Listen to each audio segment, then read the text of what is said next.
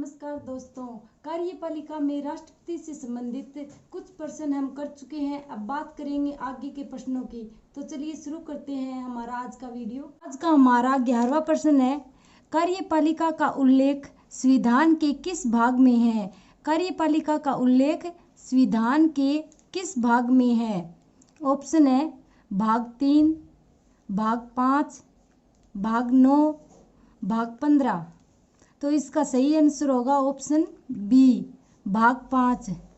संघ की कार्यपालिका का उल्लेख संविधान के भाग 5 में है।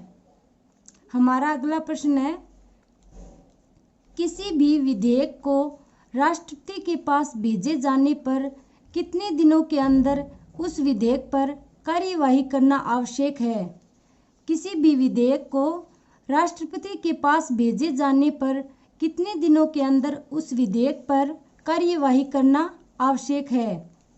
14 दिन, 60 दिन, 30 दिन, निश्चित नहीं। तो इसका सही आंसर होगा ऑप्शन डी, निश्चित नहीं।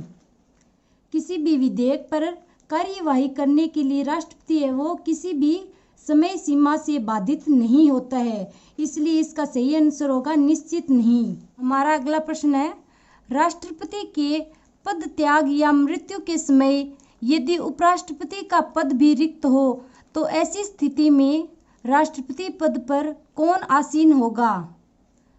राष्ट्रपति के पद त्याग या मृत्यु के समय यदि उपराष्ट्रपति का पद भी रिक्त हो तो ऐसी स्थिति में राष्ट्रपति पद पर कौन आसीन होगा? ऑप्शन है लोकसभा अध्यक्ष, सर्वोच्च न्यायालय का मुख्य न्यायाधीश, केंद्रीय गृह मंत्री, पद रिक्त रहता है। तो इसका सही आंसर होगा ऑप्शन बी, सर्वोच्च न्यायालय का मुख्य न्यायाधीश। यदि राष्ट्रपति और उपराष्ट्रपति का पद रिक्त हो तो ऐसे में सर्वोच्च न्यायालय का मुख्य न्यायाधीश है वो राष्ट्रपति पद का निर्वहन करता है। हमारा अगला प्रश्न है, निम्नलिखित कौन सा विधेयक बिना राष्ट्रपति के पूर्वानुमति लिए संसद में पेश नहीं किया जा सकता है? निम्नलिखित कौन सा विधेयक बिना राष्ट्रपति के पूर्वानुमति लिए संसद में पेश नहीं किया जा सकता है? ऑप्शन है वित्त विधेयक, साधारण विधेयक, ए व बी दोनों, उपयुक्त कोई नहीं। तो इसका सही आंसर होगा ऑप्शन ए, वित्त विधेयक। वित्त विधेयक को बिना राष्ट्रपति की पूर्वानुमति लिए संसद में पेश नहीं किया जा सकता है। हमारा अगला प्रश्न है, राष्ट्रपति द्वारा आपातकाल की घोषणा के कितने दिनों के अंदर संसदीय स्वीकृति आवश्यक होती है? राष्ट्रपति द्वारा आपातकाल की उद्घोषणा के कितने दिनों के अंदर संसदीय स्वीकृति आवश्यक होती है? 14 दिन, 15 दिन, 1 माह है, 2 माह है। तो इसका सही आंसर होगा ऑप्शन सी, 1 माह है। राष्ट्रपति द्वारा आपातकाल की उद्घोषणा के 1 माह के अंदर संसदीय स्वीकृति आवश्यक होती है। हमारा अगला प्रश्न है, संविधान संशोधन विधेयक के लिए राष्ट्रपति की मंजूरी। संविधान संशोधन विधेयक के लिए राष्ट्रपति की मंजूरी। ऑप्शन है आवश्यक है, आवश्यक नहीं है, लोकसभा की इच्छा से पारित हो जाएगा, राज्यसभा की इच्छा से पारित हो जाएगा। तो इसका सही आंसर है ऑप्शन ए, आवश्यक है। संविधान संशोधन विधेयक या कोई भी विधेयक को कानून बनने के लिए राष्ट्रपति की मंजूरी आवश्यक होती है। हमारा अगला प्रश्न है, राष्ट्रपति का पद रिक्त होने के कितने दिनों के अंदर राष्ट्रपति चुनाव संपन्न होना आवश्यक है? राष्ट्रपति का पद रिक्त होने के कितने दिनों के अंदर राष्ट्रपति चुनाव संपन्न होना आवश्यक है? 12 महीने, 3 महीने, 6 महीने, 24 महीने। तो इसका सही आंसर होगा ऑप्शन सी, 6 महीने।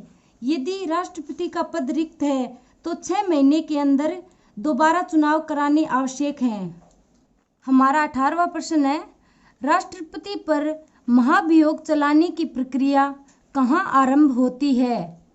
राष्ट्रपति पर महाभियोग चलाने की प्रक्रिया कहाँ आरंभ होती है? संसद के किसी भी सदन में, संसद के दोनों सदनों की संयुक्त बैठक में, केवल लोकसभा में, केवल राज्यसभा में? तो इसका सही आंसर होगा ऑप्शन ए, संसद के किसी भी सदन में। राष्ट्रपति पर महाभियोग चलाने की प्रक्रिया है वो संसद के किसी भी सदन में आरंभ हो सकती है। हमारा अगला प्रश्न है, राष्ट्रपति का निर्वाचन एक निर्वाचन मंडल द्वारा होगा, यह उल्लेख है। राष्ट्रपति का निर्वाचन एक निर्वाचक मंडल द्वारा होगा, यह उल्लेख है। अनुच्छेद 55 में, अनुच्छेद 54 में, अनुच्छेद 63 में, उपयुक्त किसी में नहीं। तो इसका सही आंसर होगा ऑप्शन बी, अनुच्छेद 54 में। राष्ट्रपति का निर्वाचन है एक निर्वाचक मंडल द्वारा होगा, यह संविधान के अनुच्छेद 54 में उल्लेखित है। हमारा अंतिम प्रश्न है, भारत एक गणराज्य है क्योंकि? भारत एक गणराज्य है क्योंकि भारत का राष्ट्रपति वंशानुगत है।